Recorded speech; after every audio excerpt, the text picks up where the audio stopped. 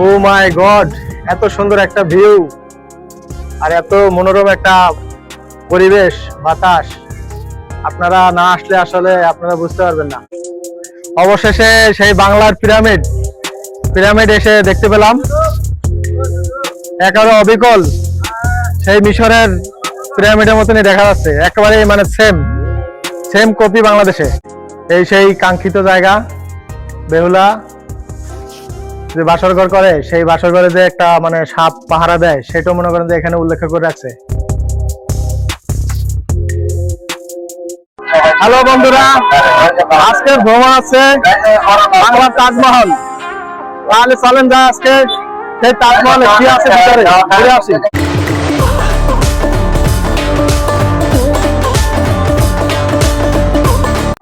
এই তাজমহলে যেতে হলে বাংলাদেশের যে কোনো প্রান্ত থেকে ঢাকা কুড়িল বিশ্বরোড এসে নামবেন। নামার পরে বিআরটিসি গাড়ি দিয়ে ৬০ টাকা ভাড়া করে নারায়ণগঞ্জ গাউসে এসে নামবেন। পরে গাউসিয়া থেকে অটো ভাড়া করে ববদা যাবেন। পরে ববদা থেকে ২০ টাকা অটো ভাড়া করে তাজমহল গেটে যাবেন।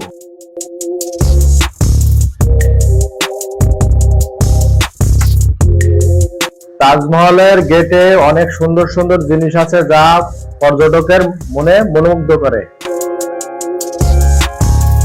তাজমহলের গেট থেকে ২০০ টাকা টিকিট করে ভিতরে প্রবেশ করতে হবে।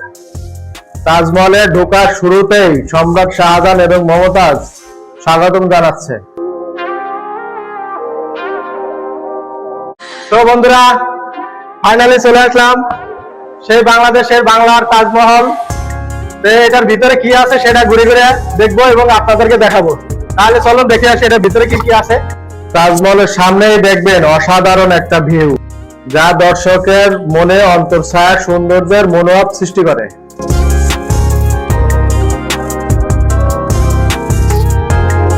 তো বন্ধুরা, আসনুল্লাহ মনি ২০০৩ সালে উদ্ভাবন শুরু করছেন, কিন্তু ২০০৮ সালে এটা জনসাধারণের জন্য উন্মুক্ত করে দিয়েছে। ৫,০০০ লোক দিয়ে এই তাজমহলটা তৈরির সিদ্ধান্ত নিয়েছে, কিন্তু ৫,০০০ লোকে হয় না, সম্ভবত ২০,০০০ লোক দিয়ে তিনি এই তাজমহলটা মানে স্থাপনা করার জন্য নিয়োগ দিয়েছে। এবং এই তাজমহলটা সর্বোচ্চ খরচ গেছে $৫৮ মিলিয়ন। ওকে, ধন্যবাদ। তাহলে আমরা দেখি ভিতরে কি আছে।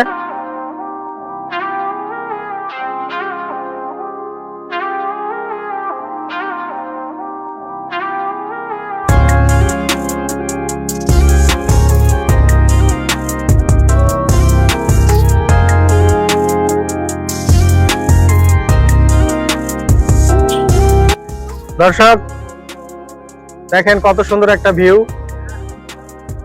আমি যখন ছোট ছিলাম তখন আমি মনে করছিলাম যে হয়তো বা যে গানের শিল্পী যে মমতাজের নামে মনে এসে দিচ্ছে, আসলে তা না। এটা সম্রাট শাহজাহান। যখন ইতিহাস বই পড়লাম তখন বুঝতে পারলাম যে এটা সম্রাট শাহজাহানের যে প্রেম কাহিনী নিবেদন, তার স্ত্রী মমতাজ তার উল্লেখ করে যে আগ্রাবাদের ইন্ডিয়া যে তাজমহল দিয়েছিল, তার সেইটা অবিকল সেইটা মানে কপিরূপ এটা দিয়েছে হচ্ছে আসনুল্লাহ মনি।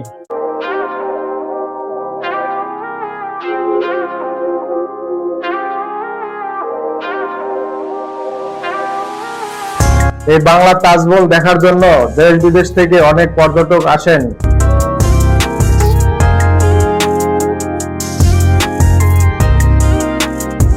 ও মাই গড, এত সুন্দর একটা ভিউ আর এত মনোরম একটা পরিবেশ, বাতাস। আপনারা না আসলে আসলে আপনারা বুঝতে পারবেন না কত সুন্দর একটা জায়গা।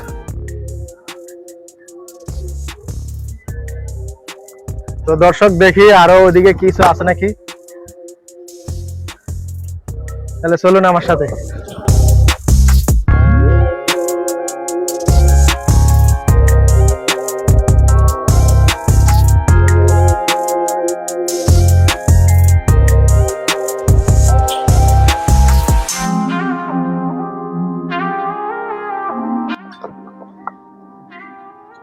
এই জায়গায় আসলে অবশ্যই মনে করেন যে আপনাদের মনটা জুড়ে যাবে, কারণ সেই ছোটবেলা থেকে আমি চিন্তা ভাবনা করছিলাম যে বাংলাদেশের যে বাংলার তাজমহল সেটাতে ঘুরে আসবো।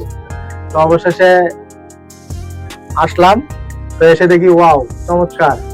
সেই ইন্ডিয়ার যে আগ্রাবাদের যে তাজমহল তার থেকে কিন্তু এটা কোন অংশে কম না। হ্যাঁ, এটাও সেই আপনার মনে করেন যে $58 মানে 58 মার্কিন ডলার দিয়ে এটা সম্পূর্ণ তৈরি করেছে 20,000 লোক দিয়ে। 5 বছর এটা করতে, 5 বছর কমপ্লিট করতে এটা সময় লাগছে। তো দেখেন আমাদের বাংলাদেশেরটাও কিন্তু কম না।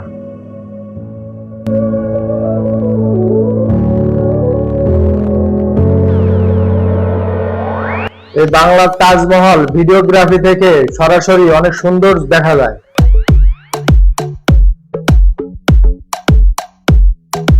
তো দর্শক, তাজমহল কিরকম লাগছে সেটা আপনারা অবশ্যই কমেন্টসে জানাবেন। আর ওই সাইডে আরো কিছু আছে কিনা সেটা দেখে আসি, এবং আপনারাও থাকেন আমার সাথে, আপনাদেরও দেখাবো।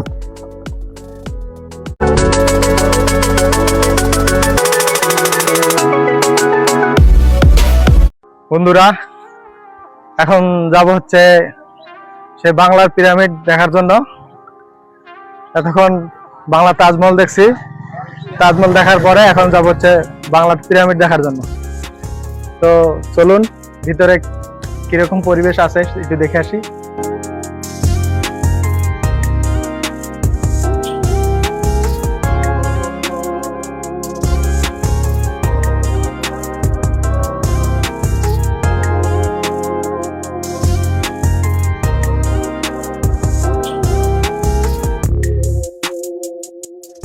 অবশ্য জায়গাটা অনেক সুন্দর, আমার সাথেই থাকুন, দেখি কোথায় আছে বাংলার পিরামিড।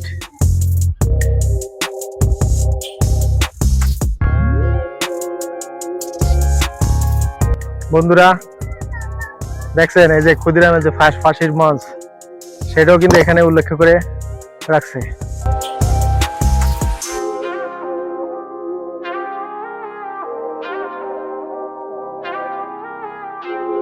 বন্ধুরা দেখছেন এটা কিন্তু সেই পুরনো একটা গাড়ি, যেটা মনে করেন যে রাজার সময় যে সেনাবাহিনীর গাড়ি ছিল, সেই গাড়িও এখানে উল্লেখ করে রাখছে।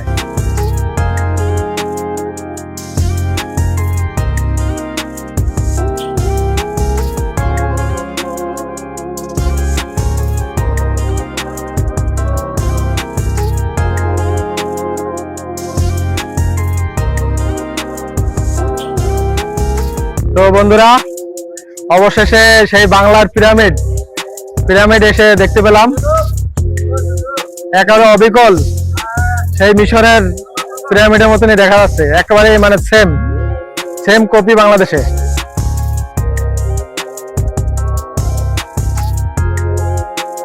তো বন্ধুরা, তো অবশেষে সেই পিরামিডের নিচে যে প্রাচীনকালের যে মনে করেন যে রাজা রানীর আপনার আসবাবপত্র ছিল, সেগুলো এখানে মানে কপি করে রাখছে যেন বাংলাদেশের মানুষ এসে দেখতে পারে।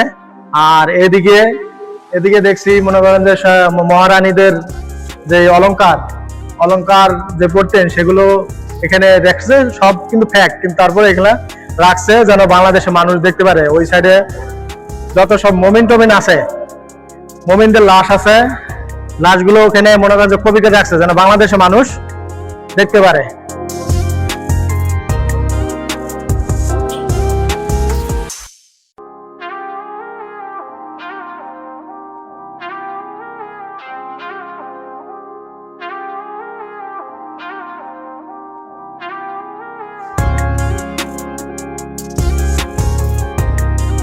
তো বন্ধুরা, এখন আমরা দেখবো বেহুলার বাসর ঘর।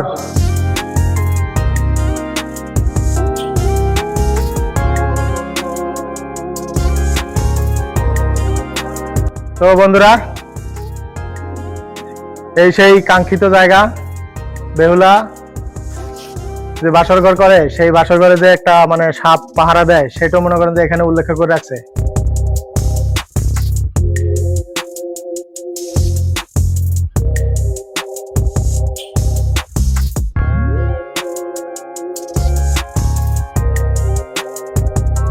তো বন্ধুরা, সেই বেহুলার হাতে লক্ষানীদের লাশ এবং মনসা মঙ্গল, সেটাও মনে করেন যে এখানে উল্লেখ করে রাখছেন।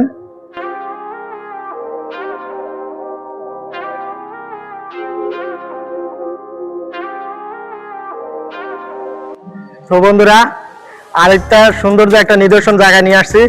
সেটা হচ্ছে দেখেন, প্রাচীনকালে যে মুসলমানের বাড়ি, হিন্দুদের বাড়ি, বৌদ্ধদের বাড়ি, হ্যাঁ, খ্রিস্টানের বাড়ি, সবকিছু এখানে উল্লেখ করে রাখছেন। এবং গাজীপুরে যে ভাওয়াল রাজার বাড়ি ছিল, সেটাও মনে করেন যে এখানে উল্লেখ করে রাখছেন।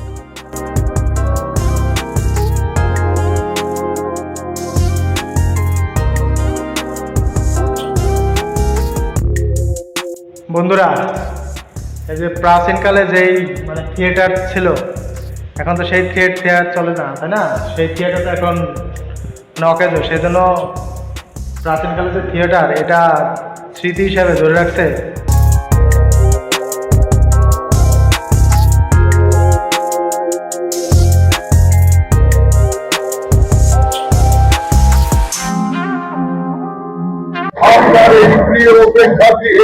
বন্ধুরা, এখানে মুভি দেখার জন্য একটা হলও ব্যবস্থা করা আছে।